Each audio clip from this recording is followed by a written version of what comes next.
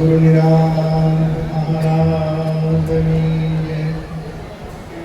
પધારેલા હરિગુરુ સાંતની જય.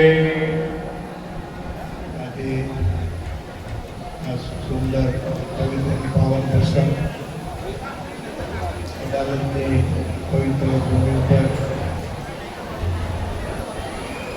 સંતોને બોલાવી પોતાને આંગણે પૂજ્ય દર્શનનો લાભ લેવડાવ્યો તે બદલ ડાયરક મહારાજ, મધુબા મહારાજ,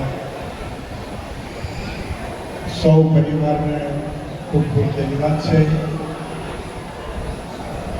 આજે ડાયરામ મહારાજની બીજી પૂર્ણતિથિ નિમિત્તે સૌ મહાપુરુષોના દર્શન કરાવવા ખૂબ ખૂબ ધન્યવાદને પાત્ર છે. વ્યાસપીઠ ઉપર બિરાજમાન પરમ પૂજ્ય પધારે બાબુરામજી મહારાજ, અરજીરામજી બાપુ, વરણરામજી મહારાજ, મહેન્દ્રરામજી મહારાજ, પ્રવીણરામજી મહારાજ, વિભુરામજી મહારાજ, સૌ મહાપુરુષોના શરણમાં દાસના કોટી કોટી વંદન. નિરંત બાપુ કહે છે કે ધન ધન વંદુ એ કુળને જે કુળમાં હરિદાસા કોટિક તીર્થવંત તેની માતા કહીએ કે જેમણે આવા પવિત્ર પુત્ર પ્રકાશા. પછી કીધું કે ધન પૈક્યોના ધરણ પૈક્યો શરીર પૈક્યોના સેવા ભુવન પૈક્યોના સંત પધાર્યા કે કામ અશુભ ના એવા. ધન તો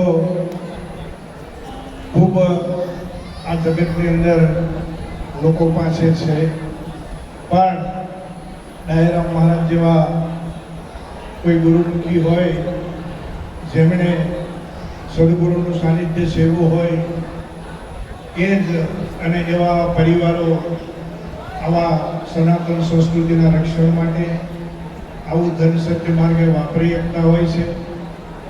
એટલે એવા પરિવારને કોટી કોટી વંદન છે કે આવા મહાપુરુષોના દર્શન કરાવનાર અને એવા મહાપુરુષો આ જગતની અંદર આગળ પણ ખૂબ મહેનત પુરુષાર્થ કરી ગયા છે.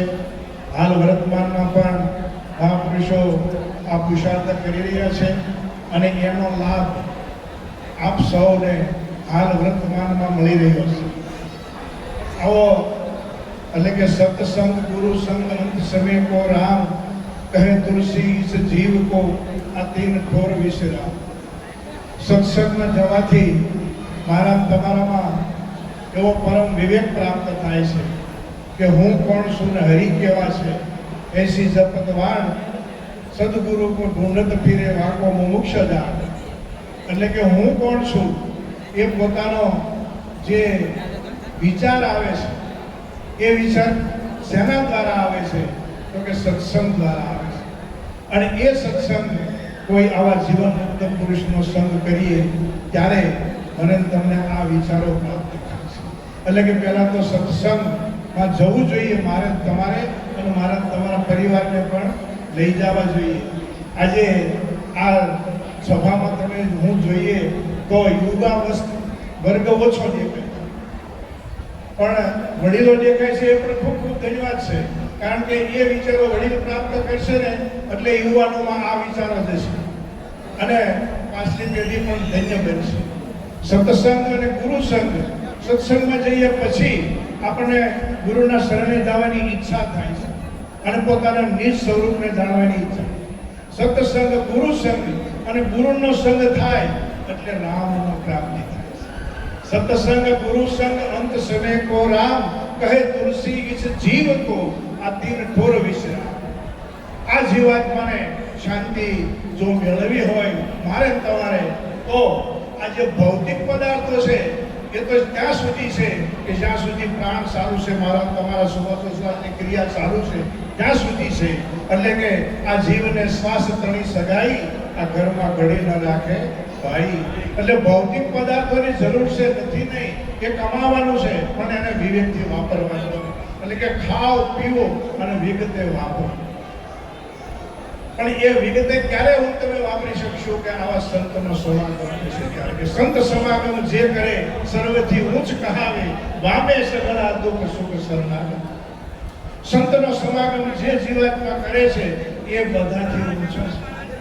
અને મહાપુરુષ કેટલો વિચાર કરી બોલ્યા છે. સંત સમાગમ જે કરે, કોઈ પણ કરે, બાળક, યુવાન, વયોવૃદ્ધ કે વૃદ્ધ, પણ કોઈ પણ જ્ઞાતિ જાતિ હોય, કોઈ પણ હોય, પણ એ સંતનો સમાગમ કરશે એટલે એનું કલ્યાણ થશે ને થશે. આવો મહિમા આદિ અનાદિથી આપણા ભારત દેશની અંદર મહાપુરુષો પુરુષાર્થ કરી રહ્યા છે, મહેનત કરી રહ્યા છે.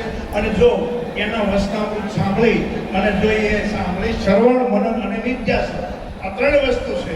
પહેલા શ્રવણ કરવું અને પછી એને વારંવાર યાદ કરવું, અને યાદ કરી અને એનો સાર પોતે ગ્રહણ કરવો. પોતે સાર ગ્રહણ કરશે અને પોતે ખરા ખોટાનો નિર્ણય કરતા થશે તો હમણાં આગળ મહાપુરુષોએ કીધું ને કે કોઈ અંધશ્રદ્ધામાં ખેંચી જશે નહીં. કારણ ક્યારે કે પોતે નિર્ણય કરતા થશે ત્યારે.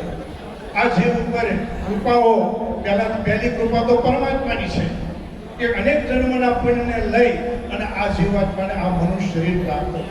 પણ એ મનુષ્ય શરીરને જે દાન આપનારા છે, પ્રદાન કરનારા છે, એ તો કોણ છે? આપણા માતા પિતા છે. એ જીવતા જાગતા દેવ છે.